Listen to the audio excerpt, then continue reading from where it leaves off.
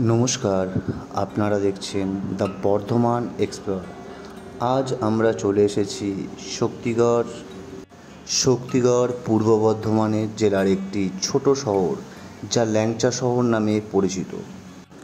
Shaktigarh rail station একটি গুরুত্বপূর্ণ junction, যা হাওড়ার বর্ধমানের মেন লাইন এবং কড লাইনের সংযোগ স্থাপন করে।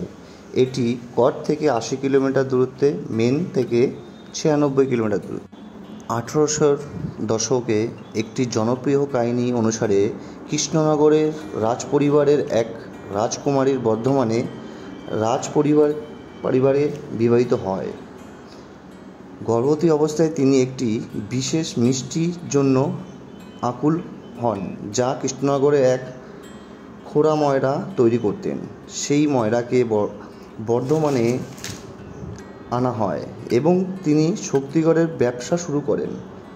তার তৈরি মিষ্টির পরিবর্তে ল্যাংচা নামে পরিবর্তিত হয়। কিন্তু আরও একটি কাহিনী আছে, যেটি শোনা যায় যে খোড়া ময়রা যিনি ছিলেন, সেই খোড়া ময়রার নাম রাজকুমারী ভুলে যান, তাই তিনি ওই মিষ্টিকে ল্যাংচা নামে পরিচিত দেন। এই শক্তিগড় থেকেই 15 কিলোমিটার দূরে অবস্থান করজন গেট। প্রথম ল্যাংচার দোকান জানা যায় ল্যাংচা মহল নামে পরিচিত একটি দোকান, যা প্রায় 130 বছর আগে কানাইলাল দত্ত প্রতিষ্ঠান করেন।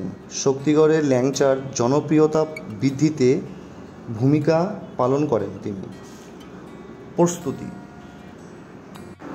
ল্যাংচা প্রস্তুতি করতে ল্যাংচা, ছানা, খোয়া, ময়দা এবং চিজ এবং এলাচ এই মিশ্রণ দিয়ে লম্বা